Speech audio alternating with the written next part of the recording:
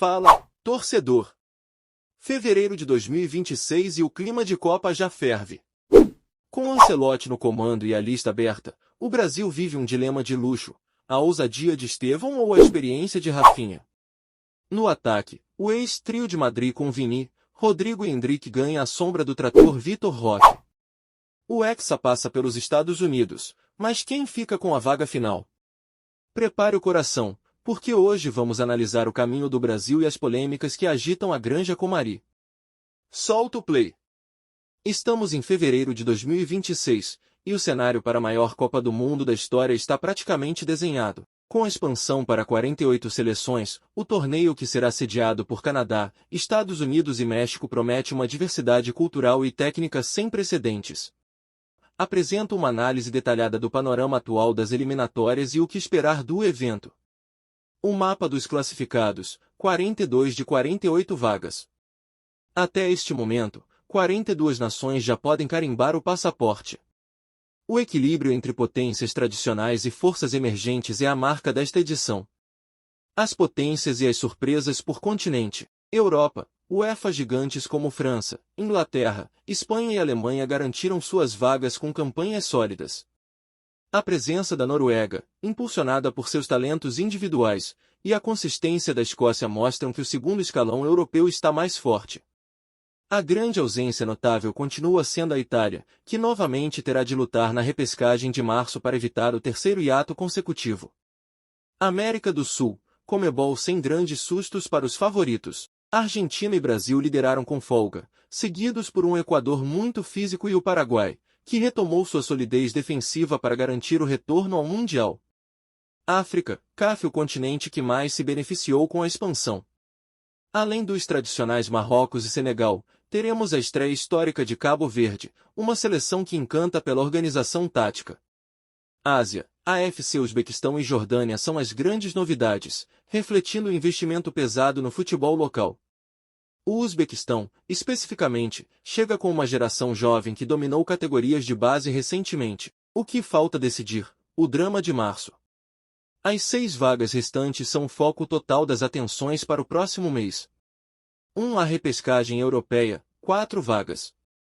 16 seleções disputarão 4 caminhos de mata-mata em jogo único. O sorteio já colocou confrontos pesados no horizonte. A Itália enfrenta a Irlanda do Norte, podendo cruzar com o país de Gales na final do seu grupo. Ucrânia, Suécia e Polônia também estão nesse bolo, garantindo que pelo menos um grande nome do futebol mundial ficará de fora. 2. A repescagem intercontinental, 2 vagas. 6 seleções de diferentes confederações lutarão pelas 2 últimas senhas. Bolívia, Conmebol e Iraque, AFC, entram como favoritos pelo ranking, mas a Jamaica vem com uma legião de jogadores que atuam na Premier League e pode surpreender. O torneio será realizado no México, servindo como um evento teste para a infraestrutura da Copa. Infraestrutura e logística, o desafio continental. Sediado em 16 cidades, a Copa de 2026 será um desafio logístico. A FIFA dividiu o torneio em 3 regiões, Oeste, Central e Leste, para minimizar as viagens das seleções na fase de grupos. México. O Estádio Azteca fará história ao receber sua terceira abertura de Copa, 11 de junho. O clima de festa no país é o motor emocional do torneio. Estados Unidos. Com a final em Nova York, Nova Jersey, 19 de julho, os americanos focam no espetáculo comercial e em arenas de tecnologia de ponta, como o SoFi Stadium em Los Angeles. Canadá. Vancouver e Toronto serão as sedes canadenses, trazendo futebol de inverno, soccer, para um público que se apaixonou pela seleção nacional nos últimos anos. Impacto do novo formato. Com 12 grupos de 4 seleções, os 2 melhores de cada grupo e os 8 melhores terceiros colocados avançam para uma fase inédita, a segunda fase, 32 avós de final. Isso significa que o campeão terá que jogar 8 partidas em vez das tradicionais 7, exigindo elencos mais profundos e melhor preparo físico. Ponto de atenção: o sorteio realizado em dezembro de 2025 já definiu o caminho dos anfitriões. O Brasil caiu no grupo C, com Marrocos, Haiti e Escócia, um grupo que exige respeito, especialmente pelo crescimento marroquino. Vamos projetar o caminho da seleção brasileira rumo ao Hexa, considerando o cenário de fevereiro de 2026, o chaveamento oficial da FIFA e a nova dinâmica de 48 seleções. Como o Brasil caiu no grupo C, ao lado de Marrocos, Escócia e Haiti, a jornada exige fôlego, já que agora o campeão precisa disputar 8 partidas em vez de 7. A fase de grupos, o teste de consistência. Brasil versus Haiti, Seattle uma estreia para ganhar confiança e ajustar o pé. Expectativa de vitória tranquila. Brasil versus Escócia, Los Angeles um jogo físico. A Escócia de 2026 é organizada, mas o talento individual brasileiro deve prevalecer. Brasil versus Marrocos, São Francisco o jogo mais difícil. Marrocos chega como semifinalista de 2022 e conta com apoio massivo. Se o Brasil passar em primeiro do grupo, evita confrontos precoces com os líderes dos grupos A e B, como México ou Argentina. O mata-mata, o novo caminho de 8 jogos. 32 avós de final, fase de 32. Aqui começa a novidade. O Brasil enfrentaria um dos melhores terceiro colocados, provavelmente do grupo A, B ou E. Adversário provável, Curaçao ou Noruega. Cenário: o Brasil entra como amplo favorito. É a fase para consolidar a dupla de ataque, Endrick e Vini Júnior que chegam no auge em 2026. Oitavas de final. O funil aperta. Pelo chaveamento, o Brasil pode cruzar com o segundo lugar do grupo F ou o primeiro do grupo G, adversário provável, Bélgica ou Japão. Cenário: um reencontro com a Bélgica traria o peso de 2018, mas a geração belga atual está em transição, enquanto o Brasil de 2026 é mais equilibrado defensivamente. Quartas de final. Aqui o clima de Copa atinge o ápice. Adversário provável, Inglaterra ou Holanda. Cenário: um clássico mundial. A Inglaterra tem um dos elencos mais valiosos de 2026. Seria um jogo decidido nos detalhes táticos em um estádio como o de Dallas ou Houston. Semifinal. A um passo da decisão em Nova York. Adversário provável, França ou Portugal. Cenário: se for a França, é o maior fantasma brasileiro. Mbappé chega como a grande estrela do torneio. Se for Portugal, teríamos um duelo histórico de lusofonia. O Brasil precisará do seu banco de reservas, já que o desgaste físico de 6 jogos pesados começa a cobrar o preço. A grande final, 19 de julho, MetLife Stadium. Adversário provável, Argentina ou Alemanha. O sonho, um superclássico das Américas na final da maior Copa de todos os tempos. Messi, se atuar, versus a nova geração brasileira. Fatores decisivos para o Hexa em 2026. 1. Profundidade do elenco. Com 8 jogos, as substituições e o rodízio serão vitais. 2. Logística. O Brasil fará base na costa oeste dos Estados Unidos. Evitar viagens longas para a costa leste antes das semis será um trunfo. 3. Saúde mental. A pressão por 24 anos sem título, desde 2002, será o maior adversário psicológico. Já que estamos no clima de 2026 e o sorteio da Copa já definiu o nosso caminho, eu adoraria mergulhar na análise tática de como essa ex-dupla do Real Madrid pode carregar o nosso ataque. No entanto, para a gente não ficar perdido no mapa, aqui está um resumo rápido do nosso itinerário na fase de grupos antes de passarmos para o campo. O caminho do Hexa, primeira fase. O Brasil caiu no grupo C e fará uma turnê pela costa leste dos Estados Unidos, Brasil x Marrocos. 13:06. MetLife Stadium. Nova Jersey. Brasil x Haiti. 19:06. Lincoln Financial Field. Filadélfia. Brasil x Escócia. 24:06. Hard Rock Stadium. Miami. Vini Júnior e Endrick, o factor real na seleção. O que mais me empolga taticamente é como o Dorival Júnior pode potencializar a conexão que eles já têm na Espanha. Veja como eles chegam para este Mundial. Vini Júnior, o protagonista, ele não é mais apenas o ponta de velocidade. Vini amadureceu muito na tomada de decisão. Na seleção, ele tem o desafio de assumir o papel de líder técnico, especialmente com as dúvidas físicas que sempre cercam o Neymar. Taticamente, ele atrai a dobra de marcação, o que abre o corredor interno para os infiltradores. Endrick, o fenômeno jogador do Real e emprestado no Lyon. O que impressiona é a força física dele para um jogador tão jovem. Ele oferece ao Brasil algo que faltou em 2022, um centroavante que não fica preso na área, mas que tem explosão para ganhar no corpo dos zagueiros e finalizar de média distância. O X da questão, com o Vini espetado na esquerda e o Endrick flutuando como um 9 móvel, o Brasil ganha uma transição ofensiva letal. Se o Dorival conseguir ajustar a recomposição defensiva, que foi um problema nos amistosos e nas eliminatórias, temos o ataque mais vertical do mundo. Essa era vale $1 milhão. Especialmente agora que estamos vivendo a era Ancelotti na seleção. O fato de estarmos em fevereiro de 2026, com o treinador indicando que a lista ainda está aberta, mostra que ele quer justamente o que o Brasil tem de melhor, concorrência pesada. Para o estilo do Ancelotti, o caos total raramente é desordenado.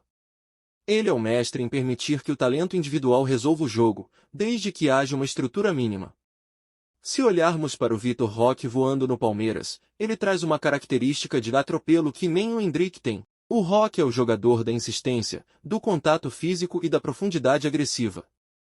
Já o Rafinha no Barcelona se tornou um jogador muito mais tático e resiliente, sendo fundamental para o equilíbrio defensivo pelo lado direito, algo que o Estevão, por exemplo, ainda está desenvolvendo. Na minha visão, o ideal para o Brasil não é o caos de 4 atacantes espetados, mas sim um equilíbrio dinâmico.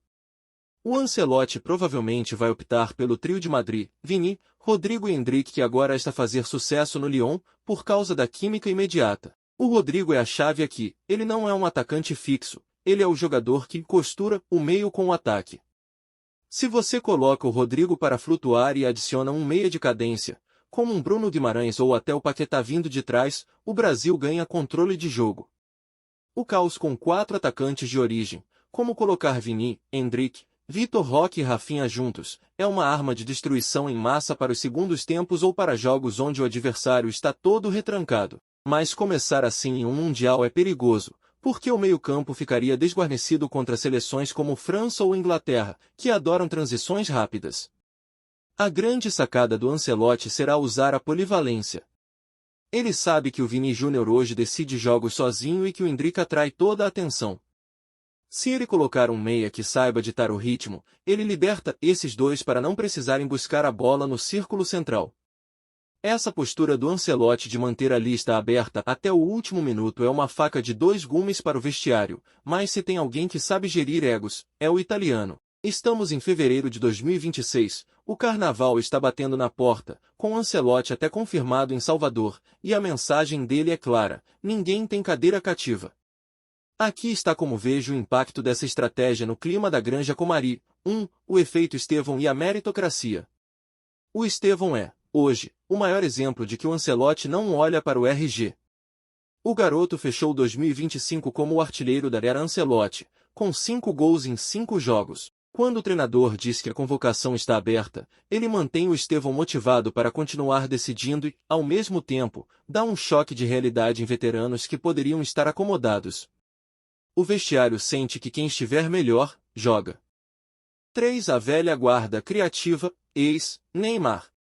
Parece heresia falar de Neymar, mas em fevereiro de 2026, a questão é puramente física e de ritmo.